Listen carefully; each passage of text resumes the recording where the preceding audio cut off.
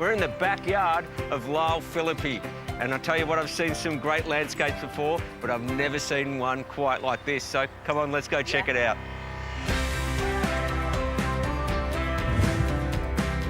Roraima is actually my home, so it's my house and property. And so I run the nursery from my property, but we have separate areas. So we have nursery and gardens. We also have my further display gardens, which are my really personal gardens that I'm creating. And I will eventually open that to the public as well. My kids, help with the watering around the nursery, so it's a family business, and we're trying to create an unusual environment for people to come. G'day, Lyle. G'day, how are you going? How are you, mate? Good to see you. Hey, Lyle, I'm Leah. Nice to meet you. This is unbelievable. I've not seen something this crazy. No, it's a combination of many years, so it's unusual plants in an unusual setting. Can't get my head around You that. do this yourself? Mostly, we have people helping us as well, but the design and the development has been me from the word go. Oh, but you can't leave any bit of soil untouched. You've got to plant something and have it grow for the future. Nice work. Show us around, mate. I want to see more. No worries. What we have now is around about 6.5 acres altogether. The whole idea of coming here, I suppose, in the first place was to get land to put plants in the ground. So I've been collecting in before we came here, so I've had lots of plants in pots, seedlings that could become trees, but you can't do anything if you can't put something in the ground permanently. So the whole idea was to get some land that we could develop into a garden, and I could get my collection out into the earth so it could grow into its full potential. Oh, mate, this is awesome. You know what I can't believe? The size of the plants here. I mean, it was like dinosaur land, Yes, it is. It's Jurassic. I like to get things out in the ground. There's no use keeping it in a pot for ages. I like to get it out in the ground and let it grow and become what it needs to be. Yeah. And some things can take, 5, 10, 15 years to even look good. So if you don't put it in the ground, you're never going to see it. My God, what is that? That's a big blacksmith pressure tank. A blacksmith. Yeah, so it's probably over 100 years old. It's art. It is art. 100 years ago. So you always got your eye out for these sorts of things, or Right. do people come to you and say, hey, I've got something that might be... Yeah, I get offered things all the time, but I'm also, when I'm driving, I'm like this. In case I actually see something. Because I'm a collector first, the gardens are what I want to do, and it's not orientated to sell the plants. It's my creation, but because people like it and then want to take a bit home, we have to produce it and be able to sell it too, because people see these plants and they want one, then you can't get it anywhere else, so then we sort of produce it to fill that market. It keeps the nursery going, keeps the gardens going, and keeps our staff employed. The things I'm seeing here are a lot of cacti, succulents. What sort of drought tolerance would this garden have? Yep. So it started off initially as everything had to be very self-sufficient. Yep. Because I don't have time to look after every individual plant, so it had to be very tough. This sort of western part in Victoria is dry, so there's no use trying to put mountain plants into this situation. It had to be dry and architectural, which is what I love. Oh, Okay. blue tongue. Yeah. Oh, he's cool. Wow, mate. This is an eastern blue tongue. He's quite a fat one. He's quite healthy. Got a nice big fat tail there. So there's a lot in this garden, and they have babies every year through here as well. It sort of says that the garden's healthy. That there's animals living in here. They're happy. So if they're happy, then the plants are happy, and everything else is good. It's a good sign, mate. It's a ripper. It's unreal, isn't it? I reckon we maybe let him go. Yeah, put him I don't back know up what happened to Leah. She disappeared very quickly, didn't she? Yes. No worries. See you, little fella. I suppose my whole thing is specimen planting. That a plant by itself, or plant in a vessel or on a rock, you can make a statement that is just amazing. So rather than just look at a view and see, oh, that vista's fantastic, but nothing in the foreground that you can look individually. I want something that's a wow factor every time you see the plant.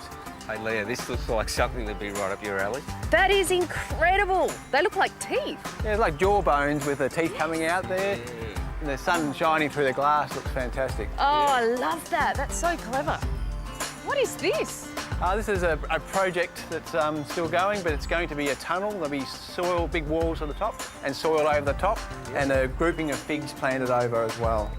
Create an atmosphere where you go from one garden to the next, and it just breaks up your line of sight. You don't want to see everything at once. I like your thinking. Lyle, excavator bucket, mate. That is awesome. That's massive. It's on that big scale, that excavator bucket. And we've got a group of 5 dwarf bottle trees in there as well. Yeah, that is awesome. You know what it shows? Look, it shows people that they've got to think outside the square when it comes to finding vessels to plant in, and maybe not as big as that, because, you know, no one's got a backyard as big as your one, mate. Because I collect across the board, I collect palms that are tropical, and I collect things that are dry, and I collect things that are water plants. So you've got to create an atmosphere for each one. You know, things that are tropical, I tuck them in amongst the trees where it's shady and cool, and then we don't get frost, and it's a little bit moderated in the climate. So it's about placement of the individual plants into the right area to make them sort of feel at home, and they may have a chance to grow. Lyle, you know what? It's like we've just come from a desert scene out of Nevada, and now we're in some sort of lagoony, billabong setting here. So it's a different microclimate entirely, you know, from, you know, a couple of minutes from one side to the other. And that's about placement of plants and also, you know, the availability of water. So you can create gardens within gardens as well, so. A little bit of a jetty here. Yes, yeah, onto the ornamental lake. Wow. Oh my God. We go from one extreme to the other, from dry to lush and wet. How amazing. This looks like something out of a movie. Yeah. It really does. Now I feel like I'm up the top end somewhere. Yeah. Cockatoo or something like that. You could the be crocodiles anywhere. be coming out of the water. You could be absolutely anywhere. At times here you can't even hear yourself talk for frogs. Is that This right? is Yeah. amazing. And where you see all the lemna on the dam at the moment, which is that green coating, we actually have seen that white with frogs' eggs before. Oh at my times. gosh. And you can feel the humidity coming off the lake as well, so it's creating an atmosphere, creates a microclimate for subtropical things as well. Wow. This is so beautiful here. I really want to stay, but I have to go because I've got to go to the workshop. I've got some stuff to make, but I'm going to leave Anthony in your capable hands because I believe you need him to give you a hand this afternoon. Yes, yeah, we'll get him a little bit dirty. Happy to stay. Yeah. Happy to stay. Good. Okay, well, have fun. It was really nice meeting you. No worries. Have a great See time. you back there. Okay, I'll see ya. Bye-bye.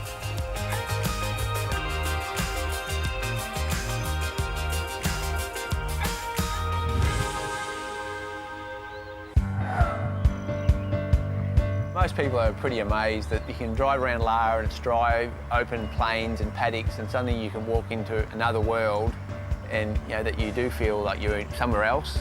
I think the amount of time that's gone into it and the unusual plants and the different styles, so most people are pretty appreciative and, you know, amazed at what's there. I tell you what, Lyle, you're giving me the good job. Yeah, it's a change. No, I'm doing it. I reckon.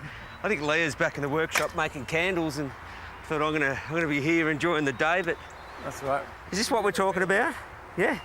Yep, so I'd like to pot this pine tree, which is a dwarf pine, into the cylinder. Yep. And by doing that, we're sort of raising it up and giving it a bit of a pedestal to show it off. Yep. But with this idea here, it also allows, if we bring this up with soil, it also allows the roots to grow through into the ground and become self-sufficient, which means that we don't, once it's established, it doesn't need watering like a regular pot, and the plant can technically get bigger than it would been having its all roots contained in there with no bottom. So Beauty. Well, I'll tell you what, if you want to pass them over, I'll start dumping them in.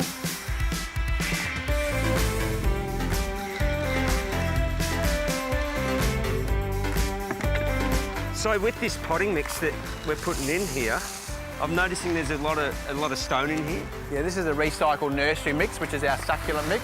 Yep. So it's got stone as well as potting mix. So the roots need to have a porous soil that they can travel through into the heavier ground at the base. If we actually put heavier soils in here, it could still block up, and you've got no air, could then rot the roots out. You need to give them the best start. Well, that's a really easy way to get ensure you got good drainage. What about fertiliser? At the end, either a slow release, or if you want to mix up a watering can with sea salt or something like that, that will help. I reckon that's close, mate. Okay, so with this pine, because it's a nice solid plant, I can grab it by the trunk, lift it, Up like that, and tap just him off. Yep. tap it. There's not a lot of big heavy roots there, so we don't need to tease the roots. It's all fibrous roots. Yep. I can lift him straight in. I think the height looks pretty good. So then it comes down to orientation. So probably the orientation is going to be from the front looking back onto this, so we can sort of turn it around and until we're happy with it from this direction. That shows off the branches there. You can see the branches. So So with this particular plant, are you going to look to train this to grow into a certain shape or control its shape? That's right, yeah, I want to create a small bonsai-looking tree. Yep. So we might even pull the branches out a bit to add character and prune it so it's individual branches. But it needs to be in context. There's no use letting it get 10 metres in this cylinder. It's only got to stay in that small area. Yeah. Otherwise, it's going to be unbalanced. Okay, and look, in terms of shaping, how do you go about holding it in place? Well, with this one here, because I've got nothing to tether it to, like sometimes you can just get a wire and a peg into the soil and pull it down and hold it. Yes. You can get big aluminium wire or copper wire. Yep. And if you bend it around the branch and it's a heavy duty wire, then you bend the wire and it's solid enough, it'll hold it in position. Like a bonsai. And then you only need to leave it there for maybe 6 to 12 months. Yep. And then the branch will expand in that time and set in that position, and then you can unwind it. But you've got to watch the wire all the time because the tree grows and then it gets marked trying to expand. So from here, mate, we need to put a bit more soil in? Yeah, that's right. We need to fill in the air gaps around it, so it just doesn't need much. There's not much needed. Push it around a bit. Okay, yeah, so we're just tapping it around so there's no air gaps. Yep. And make sure you always water the plant in when you're finished. In this case, we've got a nice lip, so the water will be held in there, but if you're planting into the ground, always put in a slight deviation, so when you water it, it actually holds water and soaks down. Like a well. Like a well. And then your plant's going to be happy, then it'll take off rather than go backwards. Well, you know what? I reckon this one's going to be happy, and I have been more than happy coming here today. And hey, thanks very much for having us, mate. I've loved being here. No, it's been fantastic. It's been a great day. Everything I do is for the future and to be here forever. I'm trying to set something up that may, outlive me or even my family, that, becomes such an iconic thing that it may even be turned into down the track, maybe a public park or something. You never know what might happen in the future.